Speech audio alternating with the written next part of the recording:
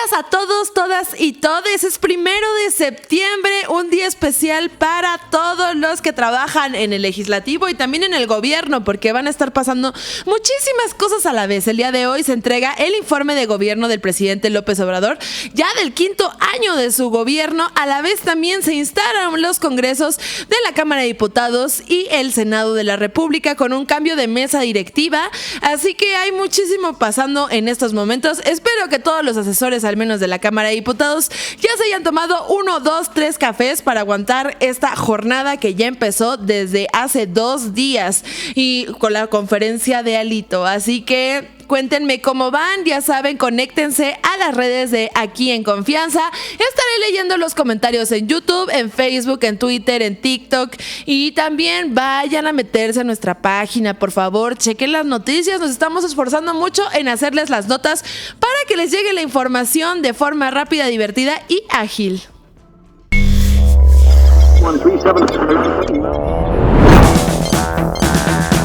Quédate con nosotros, aquí en Confianza.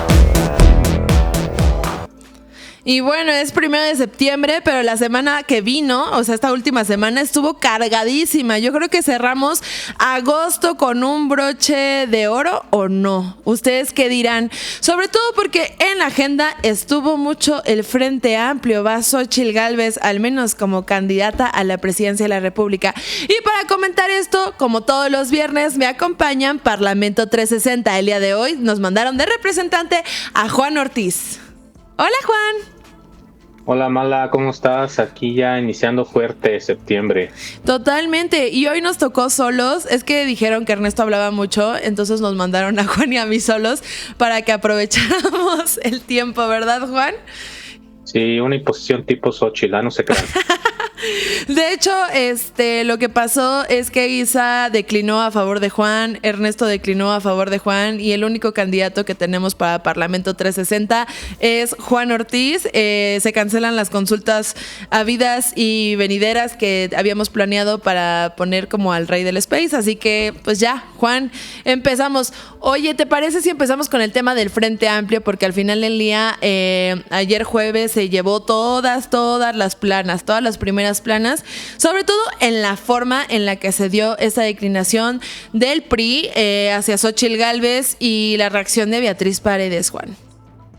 Sí, fíjate que aquí amerita diversas críticas desde diferentes perspectivas, porque primero hagamos la de desde el frente, desde quienes lo participaron aquí en este proceso.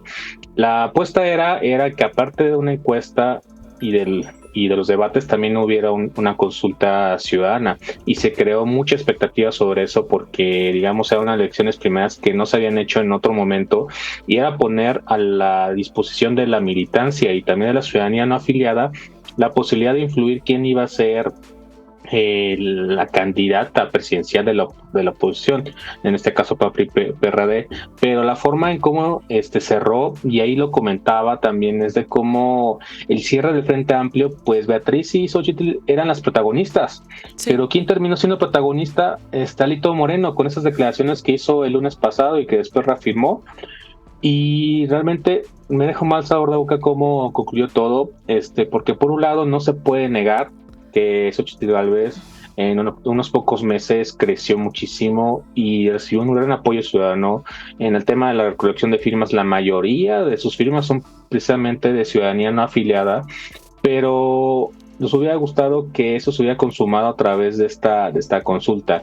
Sin embargo, pues dejó más sabor de boca, como digo, sobre todo porque empezaron a sonar ciertas acusaciones de que Morena se había infiltrado en el proceso, o que el comité organizador realmente no estaba organizado y realmente no se habían hecho bien la entrega de los paquetes, faltaban puntos para confirmar, no se habían pasado a tiempo los domicilios de donde iban a hacer donde se iba a ir a votar. Entonces yo creo que por un lado nos hubiera gustado que hubiera consulta, pero tampoco podemos, digamos, irnos a un extremo en el que pensemos que fue una imposición total, como estamos escuchando, por ejemplo, del presidente.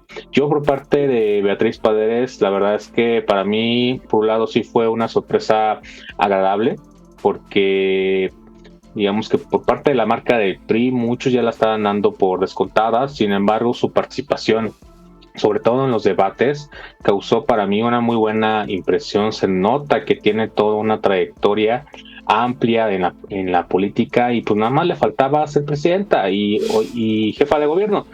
Pero fuera de eso, pues estuvo en buena parte de la historia política reciente de nuestro país, una política experimentada. Y eso que jefa de gobierno podríamos cambiarlo porque ya fue gobernadora de Tlaxcala, ¿no? Fue la segunda mujer gobernadora en este país. Entonces, igual podemos decir que el mandato de una demarcación estatal, pues ya lo tuvo. Y sí, definitivamente lo último que le faltaba era pues ser presidenta de la República. Creo que es de los perfiles más importantes que tiene el PRI. Y no sé, Juan, a mí me dio como una sensación de que Beatriz Paredes revivió al PRI, al menos en los últimos debates, porque sí hubo, o sea, incluso a pesar de la diferencia en la encuesta de Xóchitl Gálvez con Beatriz Paredes, pues tampoco fue una situación que digas, bueno, es que Xóchitl Gálvez va 50 puntos adelante, ni siquiera 20, 30, ¿no? O sea, que uno pensaría, que es lo que también estuvieron manejando mucho, de que el PRI estaba muerto, que el PRI no aportaba, y pues realmente fueron estos 17 puntos que, si vemos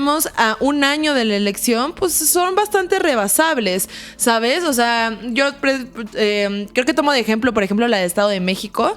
Alejandra del Moral tenía una desventaja brutal con Delfina Gómez y al final del día, pues, acortó. Y imagínate, un año antes de la elección, creo que estos 17 puntos tampoco no es tanto como una locura, pero yo sí creo que al menos Beatriz Paredes revivió en el imaginario público al PRI. Dijo que sí podía dar una candidata y que había priistas al menos que tenían como un perfil bueno. Sin embargo, creo que lo que hizo Alito terminó de enterrar eso, ¿sabes? Como que tenemos dos visiones del PRI en este momento encontradas, porque creo que el personaje como tal de Beatriz sí dio al menos una confianza ciudadana. A mí me tocó incluso, o sea, más allá de que la candidata fuera Xóchitl, he hablado con gente de todos los partidos y siempre me dijeron, Beatriz Paredes sería mejor presidenta, pero Xóchitl Gálvez es mejor candidata, ¿no? Pero también está en juego la visión de lo que hizo Alito, ¿no? De decir, bueno, al final el PRI viene a pisar, a imponer a esta parte autoritaria, de la cual pues se supondría que se estaban limpiando, ¿no? Fíjate que con toda esa trayectoria que tiene Beatriz, creo que merecía un mejor final, creo, y sobre todo porque el último discurso que da en el CEN del PRI fue una filtración, no fue como que transmitido y no recibió como un final digno. Para mí, Beatriz, pese a toda su trayectoria, la verdad es que es una mujer muy preparada, sus discursos son muy buenos, y sí estaba dando la pelea, aunque sí había una diferencia por ahí de 15 puntos porcentuales. La verdad es que muchos esperaban que el PRI fuera mucho menos que eso, o sea, que no rebasara. Por ejemplo, había unas encuestas que publicó, creo que fue Fórmula, que hablaban de que Xóchitl tenía por ahí del 80%, sí, y Beatriz nada más tenía el 8%, pero terminó Beatriz más arriba, lo que sí te hablaba de una candidatura competitiva que pues no merecía ese final. Y digo, por el otro lado también está ahí entre tanto trascendido, tantos rumores. Yo creo que debían haber salido juntas, Beatriz y Xóchitl, para anunciar esta declinación y no haber terminado así, en lugar de que Alito Moreno fuera el protagonista de esta historia. Ahí voy a sacar mi feminista loca porque justo creo que más allá de cómo estuvo el tema, que sí, obviamente como priista, la forma en la que se llevaron las cosas pesa, aquí hablo más como feminista, como alguien que ha llevado la agenda de género en la política. Y a mí eso justo es lo que me pareció terrible. En primer lugar, pues porque la declinación que hace Alito no la hace con la candidata ahí. En un contexto en el cual, como reportaste con los foros, en Mérida, que fue un foro dedicado a género, ella misma advirtió lo que iba a pasar, ¿no? Advirtió que, pues, si se tomaba por atrás de la cúpula los acuerdos de declinaciones, pues estábamos jodidas. Que al final haya tenido que cambiar sus palabras porque justo creo que también juega mucho en contra o a favor para Beatriz Paredes la institucionalidad priista que tiene como escuela, pues para nosotras las mujeres, y lo platiqué con muchísimas, muchísimas analistas y con muchísimas chicas en política, es que sí se vio como una imposición totalmente machista de salir Alito de decir, no, pues mi candidata yo la estoy declinando y vaya el partido y todo. Luego esta situación, Juan, de cuando pasa esto, está Xochitl Gálvez en Santa Fe y se pone a llorar, pero al final del día no sale Beatriz. Al momento, pues Beatriz tampoco se ha bajado en esta declinación, porque lo que pasó, hay que dejarlo muy claro, fue que el partido le retiró el apoyo, ¿no? O sea, forzándola a declinar, porque si no hubo así como de Beatriz Paredes se baja como tal, pero sí hubo si va ella, va sin partidos, ¿no? Y te digo que ahí juega en contra la institucionalidad a veces, porque pues en las mismas declaraciones que dio en las entrevistas, pues ella responde mucho al partido y a lo que implica un presidente del partido. Y yo creo que eso también tiene que ver con su trayectoria. Perdón que la saque mucho, pero pues fue presidente del partido, ella misma. Hay un tema ahí que a mí me impactó mucho en una entrevista de Tragaluz, que ella decía que cuando fue la legalización del aborto en la Ciudad de México, el partido tuvo que votar en contra, porque a pesar de que ella tenía esta agenda como tal, ella sentía que como presidenta del partido tenía que responder a los intereses del partido. Yo me acuerdo mucho de esta entrevista porque justo creo que fue parte de lo que pasó ayer, ¿no? Otra vez se queda ella con su agenda, con lo que ella quiere hacer por seguir la institucionalidad del partido, y está bien, porque al final del día eso hace el PRI, pero creo que el liderazgo de Alito lo último que tiene que ver es con el beneficio del partido, ¿no? Y con la protección a los militantes, Juan, porque dejar a tus militantes, a una militante, por ejemplo, de que lleva 40 años de carrera, pues ¿qué espera para las otras personas que incluso van a competir para cargos locales? Sí, sobre todo esa parte de que pues, una persona con esa trayectoria termina así, pues qué mensajes das hacia adentro, ¿no? Pues se termina siendo siempre la imposición. Y también creo que no hay que descartar que pues Alito es una persona muy, muy inteligente y supo jugar, hacer que la institucionalidad de Beatriz le jugara en contra, porque si Beatriz no tuviera esta característica y fuera más pragmática, Beatriz hubiera hecho que declinar antes de que Alito lo anunciara, ¿no? Sabiendo cómo iban las tendencias, hubiera aprovechado para salir con Xochitl, fortalecerse ella como figura y no dejar este espacio para Alito. Bueno, pero le jugó en contra esa forma de ser de alguien institucional, y creo que se aprovechó demasiado Alito. Y yo espero que sí siga participando en el Frente Amplio. De hecho, yo me la imaginaba también como secretaria de Relaciones Exteriores. A ver qué sucede, porque también allí en este discurso que se filtró, decía que ya no iba a participar para competir por la Ciudad de México, ni para el Congreso. Entonces, a ver qué futuro le espera.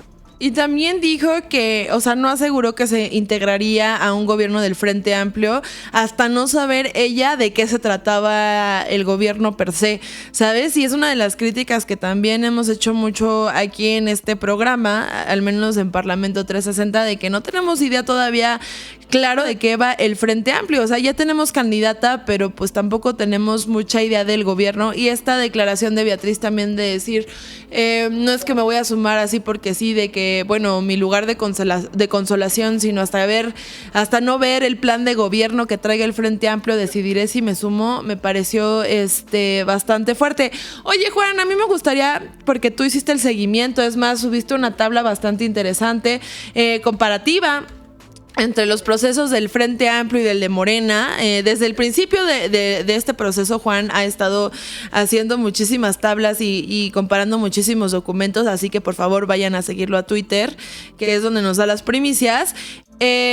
Ahora, más allá de Beatriz y Xochitl Gálvez, quisiera preguntarte, ¿cómo viste tú esta parte de pues las encuestas? ¿Genuinamente crees que estuvo bien que salieran antes de tiempo? ¿Había mucha certeza o no de cómo se iba a llevar esta votación? Porque hasta el momento iba a ser el 3 de septiembre, pero a mí me han puesto mucho en Twitter, es que era electrónica, es que era en casillas, o sea, no había mucha seguridad. Y una de las cosas que quisiera también que nos cuentes es, bajo la experiencia del Frente Amplio, ¿cómo lo ves comparado con Morena, que también está manejando encuestas y que con las mismas encuestas también va a decidir a su candidato o candidata? Fíjate que la confianza en un proyecto es precisamente que a través de los acuerdos estos sean respetados y se puedan cumplir hasta el final. Das un dato muy bueno. Aquí el tema de las encuestas se iban a realizar y terminar hasta el 30 de agosto, pero no concluyó. Lo que pasó fue que ya lunes, 2 días antes, Alito Moreno dice que las encuestas no favorecen a Beatriz, y luego en la mañana de ese mismo 30 de agosto, pues ya teníamos los resultados de esas encuestas y se iban a dar a conocer el 13 de septiembre. Entonces ahí también es como nos damos cuenta que hay ahí arreglos entre las dirigencias para forzar un resultado. Y sobre lo del Frente Amplio y su proceso, la verdad es que, bueno, nunca estuve de acuerdo que se hiciera fuera de la ley, no así como el proceso de Morena, pero queríamos ver el lado bueno. Y analizando el tema del Frente Amplio, ellos aventaron un proceso muy complejo, porque el proceso de Morena solamente era unas semanas de campaña, y luego se iba a hacer 5 encuestas, ¿no? 1 del partido y 4 de casas encuestadoras. A diferencia del Frente Amplio, que fue una recolección de 150,000 firmas, luego fueron un debate nacional, un sondeo, después 5 foros, y al final se iba a hacer un sondeo y el proceso de la consulta ciudadana. Y no se hizo finalmente la consulta ciudadana, que fue lo que se acaba recientemente de anunciar. Y la verdad es que fue muy ambicioso el Frente Amplio, porque son demasiados pasos para llegar a un resultado, pero el lado positivo es que les sirvió para desmarcarse, porque Morena lo que busca tratar es darle legitimidad a la candidatura de Claudia Sheinbaum y restarle popularidad a los incómodos, tipo Marcelo Ebrard.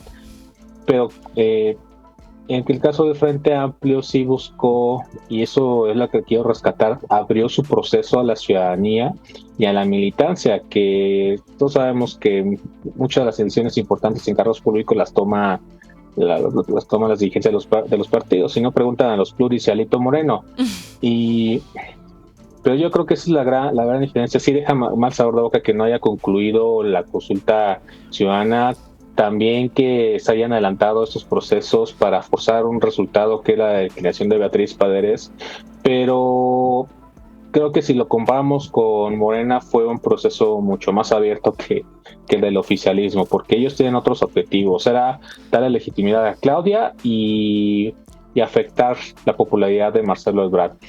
Y aquí te lo pregunto específicamente porque al menos incluso el día de la conferencia de prensa de Alito salió Marta Delgado a decir que no confiaban en las encuestas nuevamente.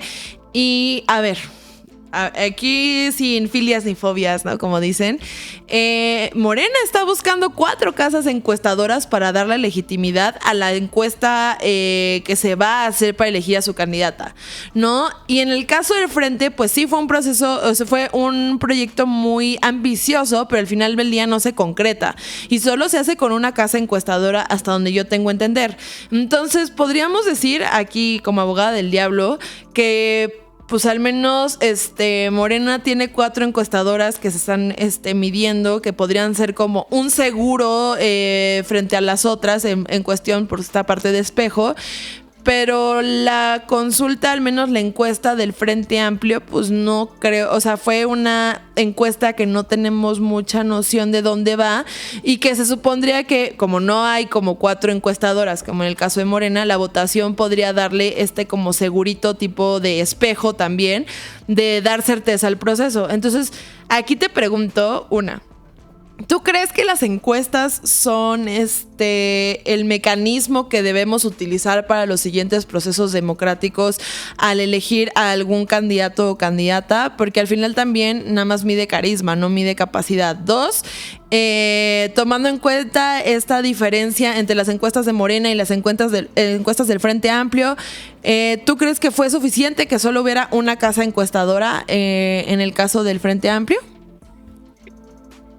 Qué buena pregunta, Mala. Mira, para serte francos y tratando de verlo de una perspectiva más lejana, el tema de las encuestas se han utilizado como un arma electoral, porque para empezar, si bien científicamente se puede llegar a un resultado a través de una muestra, al final de cuentas una encuesta es una fotografía de un determinado momento que captura las coyunturas en cierto periodo.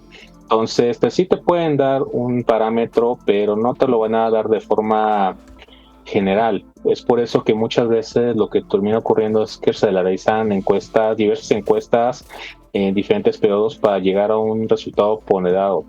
Pero aquí lo que se hizo fue precisamente en un periodo muy corto, y en el caso del Frente Amplio, que aquí sí también es también un poquito grave, tenía un periodo más largo, creo que era del 27 al 30 de agosto, o el 24 al 30, pero eran más días y le quitaron días. Entonces eso también afecta las mediciones tema de la encuesta, las mediciones. Y en ese caso sí, Morena se está, teóricamente se está blindando a tener 5, porque Morena va a ser 1 más 4 espejo. Uh-huh. Por ese lado sí. Ahora bien, pues es que también hay que preguntarse, ¿el presidente o las dirigencias de la oposición van a dejar una decisión tan importante como la definición de la candidatura presidencial a unas encuestas? Las casas encuestadoras van a tener ese nivel de poder, es otra. Uh-huh.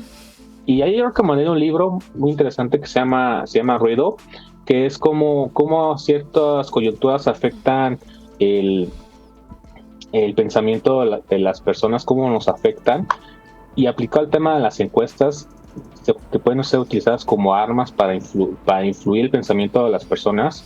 Yo creo que también hay que tomarlo en cuenta esa parte y los recomiendo.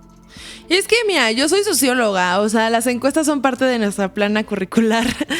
Entonces, ahí hay ciertas cosas que creo que al menos en México no están bastante bien medidas y no tenemos los suficientes seguros para que esta medición honestamente sea real, y lo podemos ver, por ejemplo, con las últimas encuestas, cuántas no tienen sanciones por parte del INE, ¿no? Por hacer tendencia, por solamente decir, bueno, es que yo tengo una casa encuestadora y yo creo que Samuel García va ganando por 80 puntos y Xochitl Gálvez no le gana a nadie, ¿no?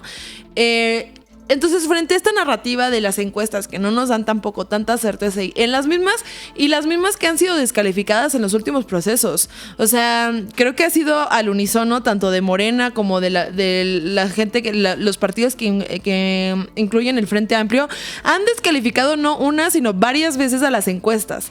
Entonces, dejarlo en manos de las encuestas me parece como, pues, triste, al menos en el caso del Frente Amplio, porque no estamos diciendo que es realmente la ciudadanía. Y esto que dices tú de realmente le vamos a dar tanto poder a las encuestadoras, me parece bien fuerte, porque a veces hablamos del poder económico, del poder político, pero no de quién lo ejerce. Y en este caso, o sea, pareciera que, pues sí, una casa encuestadora que no sabemos tampoco. Yo no sé si tú has visto algo, y te lo pregunto con seriedad porque tú siempre investigas todo, como todo lo que viene detrás de la encuesta del Frente. O sea, no he visto nada que tenga que ver como metodología, más allá de la hoja que todo el tiempo nos están mandando o que se filtra, ¿no? De encuesta casa 42%, encuesta a telefónica, esto. Entonces a mí, la verdad, ayer me puse a pensar y dije, es que este papelito está decidiendo el futuro de este país, literalmente, ¿no? Y no veo una metodología clara, no veo esta parte de cuántas llamadas, cómo se hicieron, a cómo se decidió todo. Pues la parte de metodología que tiene que ver con cualquier encuesta. Incluso si uno se va a los informes de Integralia o de cualquiera, pues son 30 hojas de reporte nada más con 3 encuestas, porque al final del día se necesita. Y no he visto eso del Frente Amplio. Entonces, no es que yo diga, no, la encuesta no vale, pero sí creo que la forma es fondo, insisto, como dijo Reyes Heroles, y la forma en la que se llevó, pues no me da como la legitimidad. Y aquí te quiero preguntar otra cosa. ¿Tú crees que con todo lo que pasó en esta semana con el Frente Amplio, la candidatura de Xochitl Gálvez llega con legitimidad? Preguntas, Mala. Es que así me dicen. Pero la verdad es que realmente hubiera llegado con toda la legitimidad Xochitl Gálvez si se hubiera hecho la consulta ciudadana y vencido a Beatriz Paredes en una elección, digamos, pero el hecho de que se haya cancelado por las razones que tú quieras, ¿no? Que porque se infiltraron o porque ya había declarado Beatriz Paredes, sí le resta, porque yo decía que también era una forma de poner a trabajar las estructuras partidistas en un ejercicio, no llamarlo simulacro, pero sí en un ejercicio, y decirle a la ciudadanía, ¿sabes qué? También movilícense ustedes junto a la sociedad civil para apoyar a su aspirante preferida. Era un ejercicio y no se hizo. Y mientras que Morena lleva 5 años haciendo movilizaciones a través de consultas, a través de marchas que convoca el presidente. Entonces, y este era un ejercicio que estaba haciendo la oposición y que le hubiera servido para calentar los motores previo a la elección y también fortalecer mucho más la figura de Xochitl Gálvez. Creo que aquí vamos a tener muchas complejidades para hacer un análisis a fondo, porque lamentablemente tanto en Morena como en Frente Amplio tenemos a 2 aspirantes con mucho apoyo popular. Entonces cualquier análisis o crítica que pueda haber lo toman a mal, y yo creo que sí se merece que revisemos esa parte, porque lo mejor para el Frente Amplio hubiera sido la consulta. Eran 3 días, Juan. Eran 3 días, porque no se esperaron. Lo hablamos con el PRD. Eran 2 días, era un foro. ¿Por qué no dejan participar en el primer foro al PRD? O sea, como que creo que durante todo el proceso del frente, simbólica y no simbólicamente, dejaron mucho que desear. Y yo creo que sí. O sea, Xochitl Gálvez, si bien ya tenía la delantera, hubiera llegado al domingo a ganar en las urnas y hubiera sido esto. O sea, no sé para qué desgastar, como dijo Alito, el proceso. Creo que se desgastó más bajando a Beatriz Paredes. E insisto, estamos a 1 de septiembre, ¿no? Las precandidaturas oficialmente empiezan en noviembre, o sea, en 2 meses, ¿no? Y las elecciones son hasta junio, o sea, falta muchísimo. Y antes de... ¿qué era lo que quería? Ah, sí. Antes de que terminemos con este tema del Frente Amplio, uno de los argumentos que se dijeron por los cuales no iba a haber una consulta era porque Morena se estaba movilizando para interferir en este padrón del Frente Amplio. Y insisto tú, Juan, porque tienes muy medido todo lo que implicaba todo este comité, y el tema es... no se suponía que para eso nos pidieron la INE y todo el proceso en la página, como para tener el padrón primero. 2, ¿qué entendemos por ciudadanía? ¿No? Porque cuando hablamos de consulta ciudadana, deberíamos haber hablado de gente que pueda estar en Morena, en el PRI, en el PAN, en el PRD, apartidista, en el PT, y son ciudadanos, ¿no? Porque creo que si nada más vamos a entender consulta ciudadana a mis amigos, a los que están conmigo, pues creo que Morena y el Frente Amplio están cojeando de lo mismo, porque así como se ha dicho durante todo este sexenio, que un gobierno es para todos, no nada más para tus simpatizantes, creo que al decir ciudadano, pero solamente estar haciendo estas decantaciones y decir, es que no vamos a dejar que Morena se movilice, creo que al menos conceptualmente a mí me preocupa cómo estamos entendiendo la ciudadanía, tanto en la oposición como en el gobierno. Y 2, ¿sí se podía realmente que Morena se movilizara a favor de Beatriz Paredes?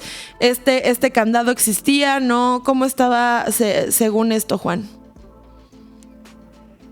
Mira, creo que sí podía haber un riesgo, pero precisamente es este ejercicio para que hubiera salido en defensa las estructuras del PAN, PRI, PRD, y también la ciudadanía y sociedad civil. Ciudadanía no afiliada, porque sí he tratado de cuidar esa parte de decir sociedad civil, militantes y ciudadanía no afiliada. Pero sí era la oportunidad de esta consulta, de esa movilización, y también para defenderlo, porque deben entender la oposición que no va a ser un día de campo el 2024. O sea, exacto, están enfrentando al gobierno federal, a 23 gobiernos estatales, a alguien que tiene detrás a las Fuerzas Armadas, que está la amenaza de narcotráfico. Entonces, el no haber hecho este ejercicio, pues le quitas esta oportunidad de saber qué es lo que te vas a enfrentar en 2024. Entonces, a mí me preocupa que no hayan hecho esta esta movilización, porque te digo, llevan 5 años Morena haciéndolo, entonces ellos llevan todos los años, cada tres meses movilizándose para algo y ellos están perfectamente preparados para el 2024, salvo que la amenaza de una fragmentación interna con Marcelo Ebrard, pero la oposición sí tenía que haber calentado motores para irse preparando y perdió la oportunidad. Ahora bien, creo que lo que tú decías de ahí de la ciudadanía y que abarca a todos, yo creo que el Movimiento Ciudadano te da razón, porque precisamente ellos publican una encuesta, creo que una la hizo El País y otra la hizo Reforma, y nada más coinciden que la mayoría pide que vayan solos, pero le están preguntando a todos, incluidos los que son simpatizantes de Morena. Entonces ahí está una discusión bastante interesante de que si aquí le va a hacer caso Movimiento Ciudadano para decidir que van o no van solos, y solamente a los que son sus simpatizantes, a los simpatizantes del Frente Amplio o también los de Morena.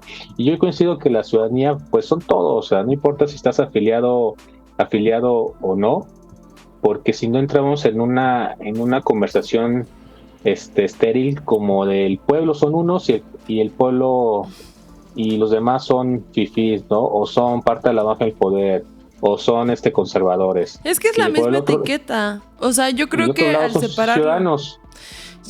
separarlo, o sea, de esta forma, incluso el proceso del Frente Amplio diciendo que es ciudadano, al caer en este tema de, es que Morena iba a intervenir, creo que la palabra de ciudadanía termina complejizándose mucho y desvalorizándose, porque a mí la simple narrativa, a lo mejor tenían razón estructuralmente y era un tema que tenían que resolver al menos como el comité, pero el solo decir es que la ciudadanía real es la que va a apoyar al Frente Amplio y no la que milita en Morena o la que está a favor de por ejemplo, Movimiento Ciudadano, o incluso que no sabe qué votar, ¿no? Creo que al menos en septiembre nos deja muchísimo que desear de lo que está entendiendo los partidos políticos. Y creo que no es también encerrarse en una burbuja, Juan.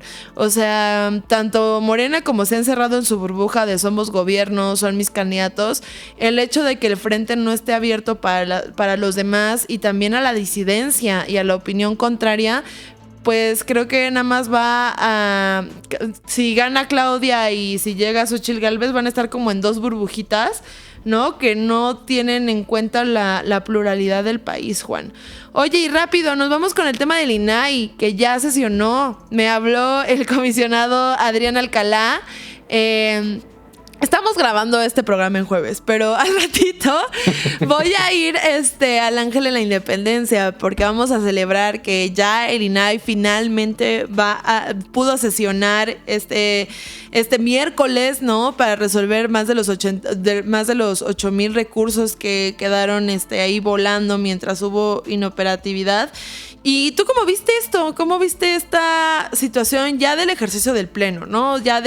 Y también los discursos antes de la sesión estuvieron bastante fuertes, ¿eh? Sí, dieron ahí una conferencia de prensa y estuvieron muy buenos. Ahí subí algunos extractos a mi cuenta por si los quieren revisar. Por ejemplo, la presidenta comisionada, me gustó mucho esa frase: el INAI está de pie. Y creo que un mensaje que coincidieron todos los comisionados es que no paró, y tal grado que no paró que de los 8,000 asuntos, antier sacaron 6,000, alrededor de 6,000. Sí. Y eso habla que estuvo trabajando en estos 5 meses, y los que faltan no son porque están atrasados, sino, como lo decía el comisionado Adrián, es porque todavía no cumplen su plazo, porque son recursos que se acaban de meter y se van a cumplir en tiempo y forma. Y también hay que ver que estos 8,000 asuntos no son documentos, son 8,000 personas que están reclamando su derecho de acceso a la información.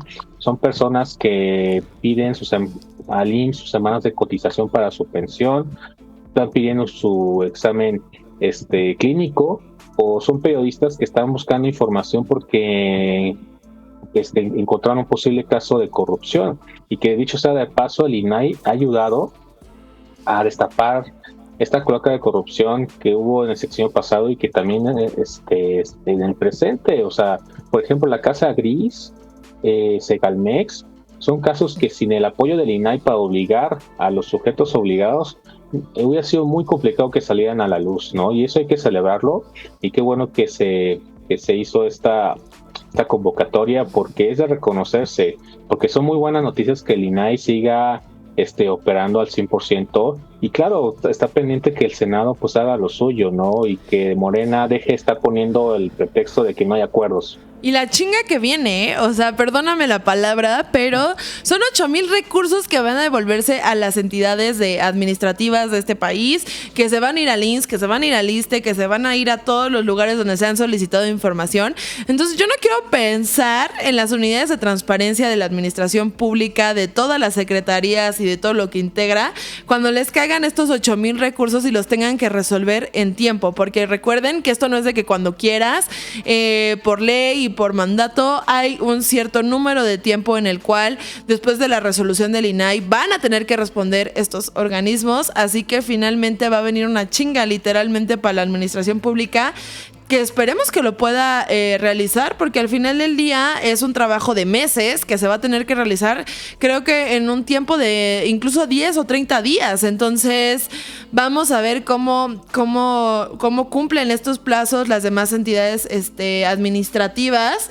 Y pues esperemos que no se vayan juntando más, porque al final del día la parálisis de un órgano, aunque sea autónomo, afecta a toda la administración pública. No es nada más como aquí tuvimos en el debate, nos decía Ceci Vadillo, pues es que ¿qué pasó? Siguieron trabajando.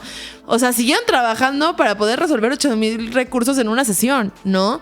Pero la administración pública y el derecho de las personas se paralizó y sí pasaron cosas. Juan, te agradezco muchísimo que me hayas acompañado el día de hoy. Oigan, es 1 de septiembre, como ya les dije. Al menos para Parlamento 360 y el Space Legislativo va a ser un día en chinga, porque pues empieza las sesiones, el cambio de mesa directiva. Ya dijo Alito que va mujer, entonces veremos quién va a ser esa mujer priista que encabece la mesa directiva. Y también, pues, ¿qué sale con el informe de gobierno? Ahí, por favor, seguro Juan va a estar también reportando todo lo que salga del informe. Juan, ¿dónde te podemos encontrar? Principalmente en la plataforma Twitter X, Juan-Ortiz MX. Y bueno, yo soy La Mala, nos vemos el lunes con nuestro programa especial de banderazo al periodo electoral. Vamos a tener en la próxima semana ya la primera sesión del Consejo General del INE, que va a dar el banderazo a las elecciones. Y nosotros vamos a empezar desde el lunes ya con estos análisis al proceso electoral. No se lo pierdas, me van a acompañar Ernesto Guerra, Sergio González, que recuerden que lo entrevistamos aquí en DDC, que quería ser consejero del INE. Y también me va a acompañar Georgina de la Fuente, quien también trabajó en el INE mucho tiempo y que trae temas de género y procesos electorales. Así que nos vemos el lunes. Yo soy La Mala.